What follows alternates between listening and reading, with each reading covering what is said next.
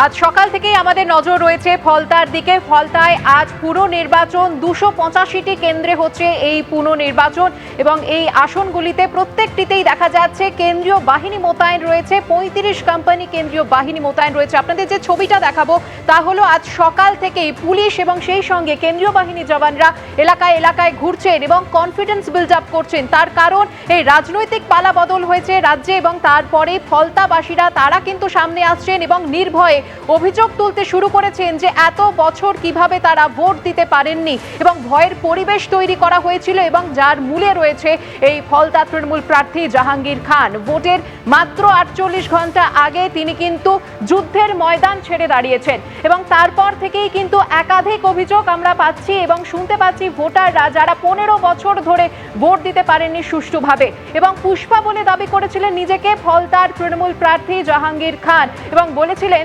ঝুঁকেগা নাহি, কিন্তু অবশেষে তিনি ঝুঁকলেন। তার বাড়ির সামনে আজকে সকালবেলায় কি ছবি দেখা গেল তুলে ধরেছেন আমাদের প্রতিনিধি হিন্দোল দে। আমরা রয়েছি ফলতার শ্রীরামপুর গ্রামে জাহাঙ্গীর খানের বাড়িতে।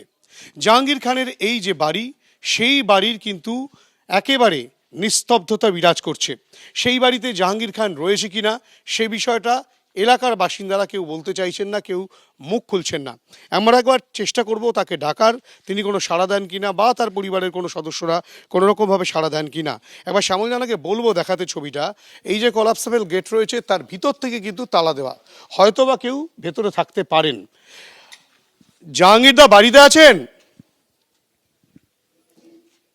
জাহাঙ্গীরদা বাড়িতে আছেন? এভাবেই কিন্তু সম্পূর্ণ নিস্তব্ধতা বিরাজ করছে জাহাঙ্গীর খানের বাড়িতে।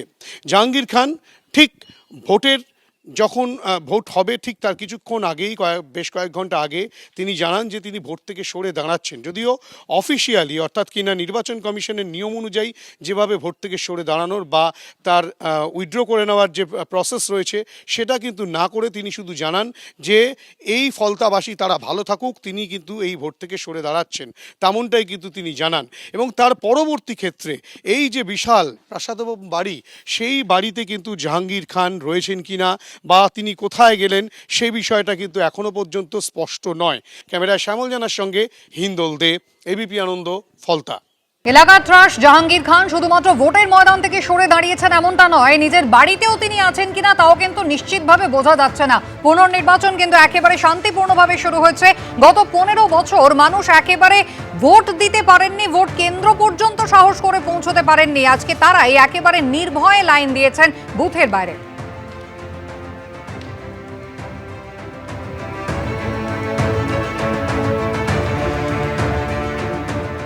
যে ফলতা থেকে ভুরি ভুরি অভিযোগগুলো উঠেছিল এবং সেই অভিযোগটা যে গত নির্বাচনে উঠেছে তেমনটা নয়। ফলতা এলাকার বাসিন্দাদের অভিযোগ হচ্ছে যে এই তারা ভোট গ্রহণ কেন্দ্রে আসতে পারতো না। হাসিবনগরে আমরা রয়েছি এবং তোমার নিশ্চয়ই মনে আছে যে হাসিবনগরে হচ্ছে দ্বিতীয় দফার যে নির্বাচন, তার পরবর্তীকালে উত্তপ্ত ওঠে হাসিবনগর। জাহাঙ্গীর খান ও তার সঙ্গীদের বিরুদ্ধে তারা একেবারে রাস্তায় নামে, কেন্দ্রীয় বাহিনী মোতায়েন হয়। আজকে হাসিবনগরে ভোটাররা ভোট দিচ্ছেন, তাদের কাছ থেকে জানতে চাইবো যে আজকে ভোট দিলেন? হ্যাঁ, না অনেক ভালো, অনেক ভালো। ভালো বলছি কেন বাবা, ধমকানি চমকানি নেই, কোনো রাস্তা গ্যাঞ্জাম নেই, তৃণমূলের নেতারাও নেই। এটা থেকে দূরত্ব, এটা থেকে শান্তি।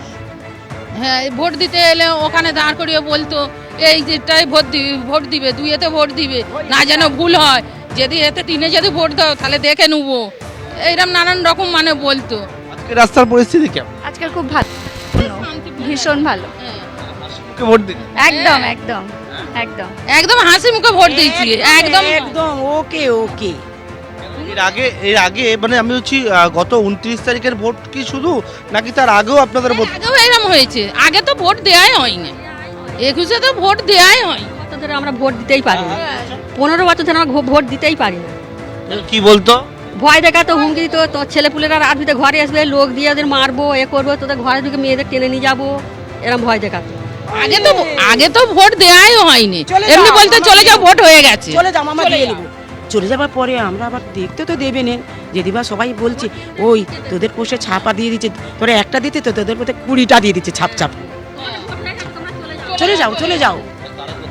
তৃণমূলের লোকেরা, সব তৃণমূলের লোক, তৃণমূলের নেতারাই করতো, এছাড়া কে করবে?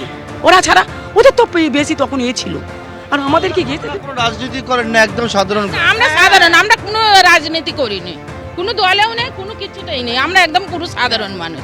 ভোট কেন্দ্রে ঢোকার সময়তেই চোখ বের করে দিল।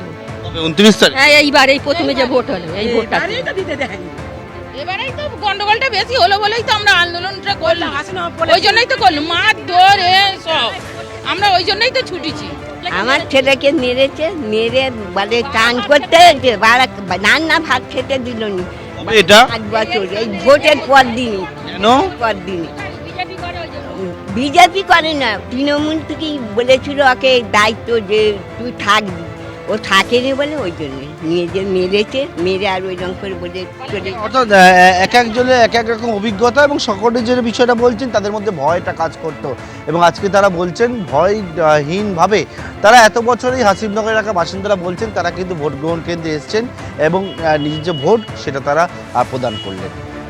আজকে বৃহস্পতিবার পুনর্নির্বাচন হচ্ছে, আর তার আগে মঙ্গলবারই আপনারা দেখেছিলেন জাহাঙ্গীর খান ভোটের ময়দান ছেড়ে তিনি কিন্তু সরে দাঁড়িয়েছিলেন। আর সেই দিনই তৃণমূল কংগ্রেসের বৈঠক হয়েছে, যেখানে জাহাঙ্গীর খানকে কেন বহিষ্কার করা হবে না এই প্রশ্নই কিন্তু দলের অভ্যন্তর থেকে উঠেছিল।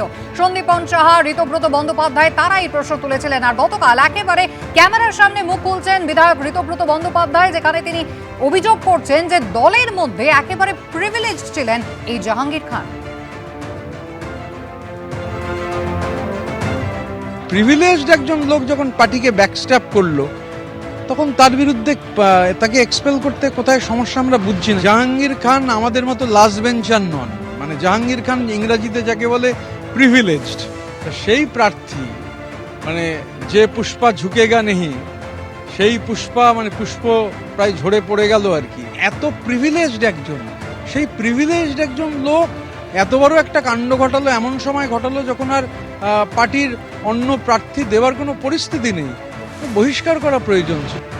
ফলতা মানেই জাহাঙ্গীর খান। তৃণমূলের অন্দরের লোকজন কিংবা বিরোধীরা এক বাক্যে দাবি করত জাহাঙ্গীরের মাথায় হাত রয়েছে অভিষেক বন্দ্যোপাধ্যায়। 2021-এর বিধানসভা নির্বাচন, যেখানে ফলতা থেকে 40,000-এরও বেশি ভোটে জয়ী হয়েছিল তৃণমূল কংগ্রেস। 2024-এর লোকসভা ভোটের বিধানসভা ওয়ারি ফল বলে ডায়মন্ড হারবার লোকসভা কেন্দ্রের অন্তর্গত এই ফলতা বিধানসভা কেন্দ্রে 1,68,000-এরও বেশি ভোটে এগিয়েছিলেন অভিষেক বন্দ্যোপাধ্যায়। দূর থেকে জাহাঙ্গীর খানকে দেখে মনে হতো যে কেন্দ্রীয় কোনো মন্ত্রী। আমি পার্লামেন্টে থাকাকালীন কেন্দ্রীয় মন্ত্রীদেরও যা লটবহট দেখিনি, এমএলএ নন, এমপি নন, জাহাঙ্গীর খানের সেই রকম হচ্ছে তার মানে মেজাজ ছিল আর কি। কেন্দ্রশাসিত অঞ্চল, জাহাঙ্গীরই শেষ কথা। সুতরাং জাহাঙ্গীরের সাথে আলাপ না থাকলেও তার হাবে ভাবে ধারে, তার মানে ওই যে বললাম যে কেন্দ্রীয় মন্ত্রীদেরও ছাপিয়ে যাওয়ার মতো তার হাবভাব, সেই মিলিয়ে মনে হতো সত্যি জাহাঙ্গীর খান বিরাট একটা ব্যাপার। মানে উনি এমপিও ছিলেন না, এমএলএও ছিলেন না। এবিপি আনন্দ, এগিয়ে থাকে, এগিয়ে রাখে।